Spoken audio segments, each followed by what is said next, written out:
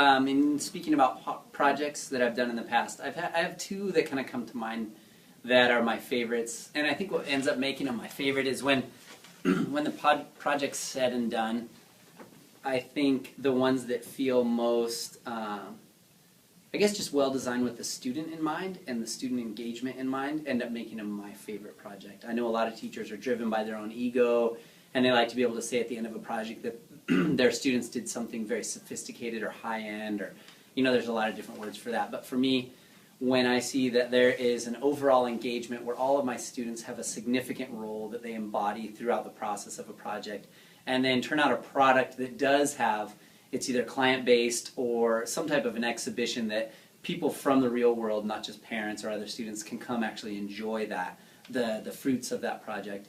Those are my favorites. And so I've done two more recently that I really enjoyed. One was a fermentation project, and then a second was called the Fly on the Wall project. Fly on the Wall project,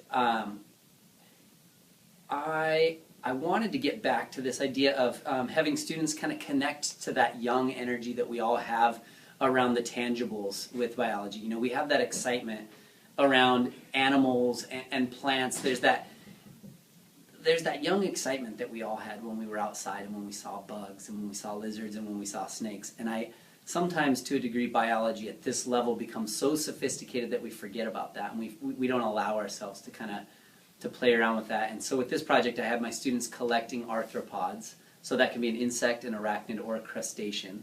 And San Diego's rich in that. So we had them collecting those, bringing them in, researching their arthropod, so finding out, you know, what it was, where it comes from, and then what type of environmental niche it fulfills. And then we also had them photographing, like generating impactful photographs. So it didn't necessarily have to be biological documenting of a photograph. It was more of something that just kind of highlighted the organism, whatever arthropod it was. And then we connected that with my humanities teaching partner. And what she had them doing is writing creative short stories from the perspective of that arthropod. And it was meant to kind of highlight the different backgrounds that we have that come here as students, and we wanted to talk about, you know, allow them to celebrate their lives, their culture, their experiences, and where they come from. And it allowed me to kind of hit a lot of content. It allowed me to look at diversity, evolution, selection, mutation, ecology, and then also animal biology. What was the biggest challenge in creating the project? Just, I guess, with all things in biology, biology is a perishable subject. Things die. You know, you can't put it on a shelf like you can a book. And so the timing of something like that, to have ultimately 50 students collecting a living organism, keeping that around long enough to generate impactful photos of that and learn about it, and then try to release, and then even getting a photograph of a living organism that moves around, can fly around, some could sting, that's pretty challenging. So that's difficult. And then also conveying something like impactful. The idea of telling somebody, I want an impactful photo, and some students would take one picture and it would be amazing. And other students would take 40 pictures and none of them would have that impact. You know, it's easy to say this math equation's wrong, but it's so challenging sometimes to say that's not impactful. That doesn't draw me to it. You know, that's where the arts and things like photographs and kind of artistic representations are really challenging. So that was challenging. So what's the biggest challenge during the project? Would you say that was? During the project, it's just the the moving parts of it all. You know, it's like the working with living organisms. Beyond that, there wasn't. You know, because I think when there's a lack of enthusiasm with students, that's where problems come, because students don't invest themselves in the project. With these bugs, there was such interest and such enthusiasm that really the kids were voracious about their learning, and so there were no real problems. How did you assess your students? Assessment's always tough. I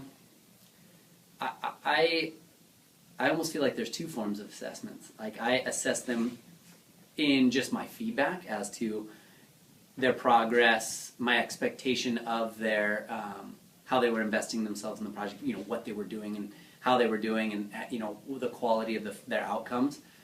But then you know, a lot of kids, they're going to want a grade associated with it. So there was multiple levels. There's components like, the photograph. Is that thoughtfully composed? I gave a grade for altruism. How much were students using their time to help other students create impactful photos? We looked at editing, an ability to kind of look at what you have, reflect on where you're at with that, and improve that. And then we also looked at preparation for an exhibition. They had roles to prepare for that. So those were all point-based assessments, and it's very conversational, meaning that I meet with my students before a process, and then we might meet during the process, and then we have a conversation afterwards where I ultimately give them a grade, but it's a conversation, so I'll say, hey, from what I've seen, this is what you said you were going to do. This is what I saw you do. Based on that, this is your grade. Do you agree with that? Do you have any feedback for me? So the fermentation project was great. It was my first time where I did a project where not all my students in the class did the same exact thing. We had 6 very different groups from the fermentation project, and I felt like all the groups were significant, and what it allowed for is it allowed for different entry points for my students. There's the analogy of you can't, pounding a square peg through a round hole. And a lot of times if you're trying to create this umbrella project where all students are doing the same, part of the same process, you're ultimately going to find some students that it's well designed for and other students that it's not well designed for. And you're kind of forcing them to do something that they really don't enjoy doing. And so when you can offer different entry points to a project where they're all building towards something, they're all experiencing it, but in a very different way, I really enjoyed that as a teacher. So we did fermentation, the process of taking a food source that has some type of sugar in it,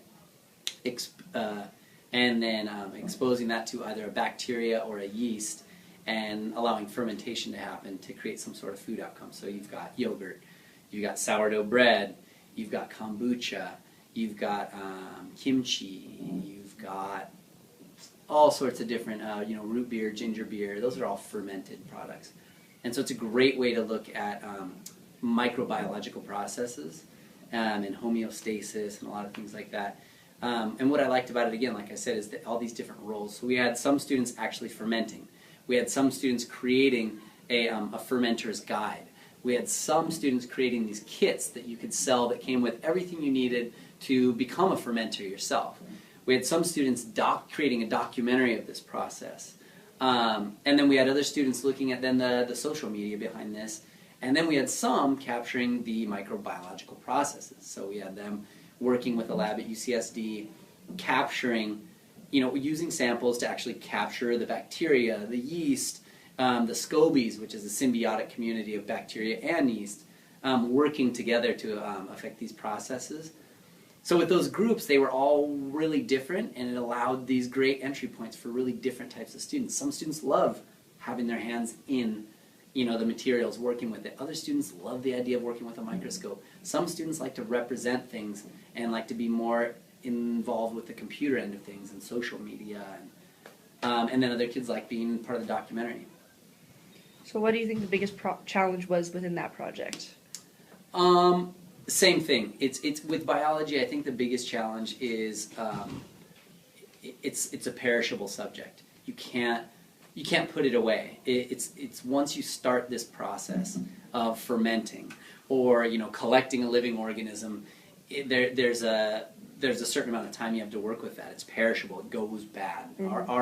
Our materials rot and they go away. And so it's this idea of timing stuff so that it's not ready too far before an exhibition, but it also needs to be ready during the exhibition. So how do you make a food that's ready on a specific date? And then how does all of that pair with then these learning goals that you have? You want this approach to learning.